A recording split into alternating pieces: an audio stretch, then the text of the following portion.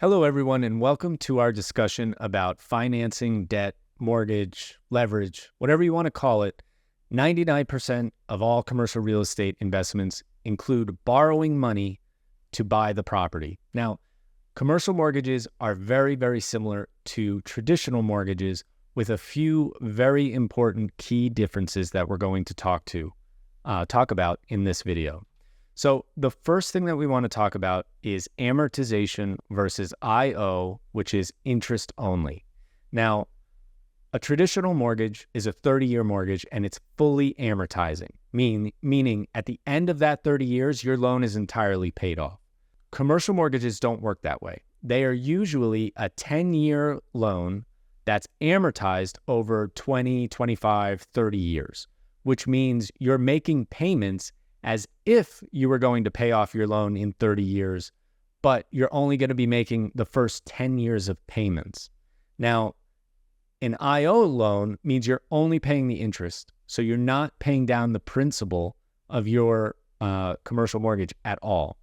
Now, both of these scenarios have the same issue, which is that at the end of that 10 years, you have a balloon payment.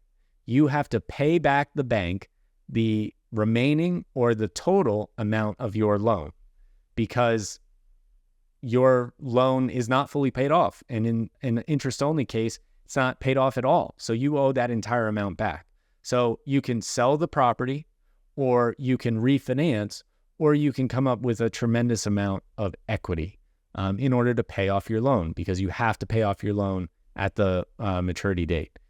You're probably hearing a lot about the current issue within commercial real estate where people can't refinance because interest rates have gone up so much. That's a big problem for a lot of these commercial real estate developers and owner operators that have over levered. Now, you can get a mortgage up to 80% of a commercial property value, but I personally don't think that is wise. I think you should put in more equity, take less debt, because debt is the riskiest part of a commercial real estate transaction. They have the ability to take your property and wipe out your equity if they think that their investment is at risk. So you have to be very careful with the amount of leverage you put on your property. We target 65% loan to value, which means the mortgage is 65% of the purchase price. And that means you have to come up with more equity, but that means your equity is in a safer position than if there was more debt. And the biggest reason people get into trouble is what's known as the debt service coverage ratio. So it's a very simple calculation where you divide net operating income by the debt service. The debt service is your mortgage payment on an annual basis. How much does it cost for you to make your payments? And they want to see at least a 1.25 ratio of net operating income to debt service. So they want to have a 25% buffer of extra cash coming off the property so that you can service your debt properly.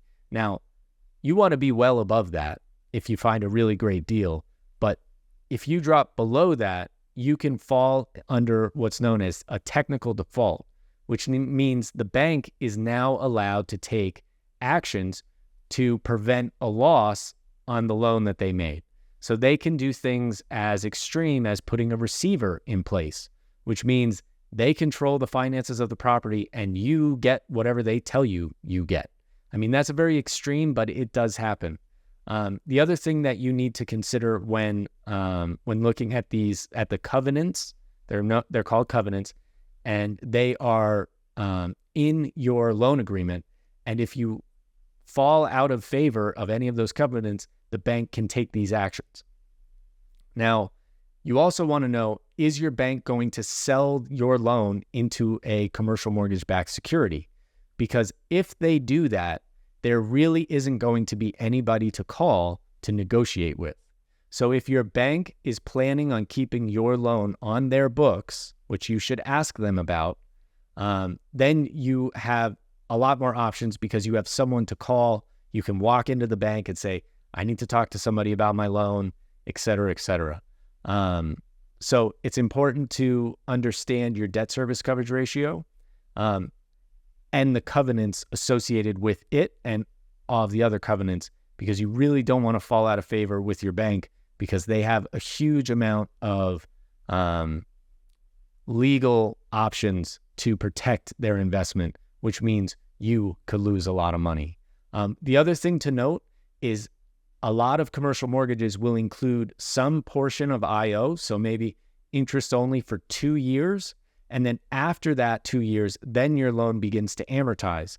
And your debt service coverage ratio is going to be very different for the IO period and the amortizing period, because amortizing just automatically means that your payment is going to be more expensive. So if you have 2 years of IO and you're right around that 1.25x debt service coverage ratio, you have to grow your revenue or decrease your expenses before that IO period is up. I mean, it's very risky to put yourself in a position where you know your financial covenants are going to be out of whack unless something changes in the next 2 years. So just be careful with that. The last thing I want to talk about is hard money lenders. Hard money lenders are the modern day concept of a loan shark. They're private lenders that are going to have very extreme terms, very high interest rates, and the terms they usually have, and now this isn't for all of them, but it's a general rule, is that if you miss any payments, they take the property and you lose all your equity, which is extreme, but that's how they make their most amount of money. So I would just be careful listening to online influencers saying you need a good hard money lender so you can close real fast, because they've been enjoying one of the best rent growth periods in human history. The past 5 years, rent has grown in some areas 5 or 10% year over year for several years in a row. But there's a very, very good amount of analysis out there that says that rent is going to or has peaked. So it's easy to make money when your rent is growing, right? So just, you have to be really careful with hard money lenders, because if you miss a single payment, they're going to take remediation. That's the whole idea. So, so this is a very high level. There's a ton more information on debt. So please ask your questions and we will get them answered. Also happy to look at debt terms for you. So please get in touch.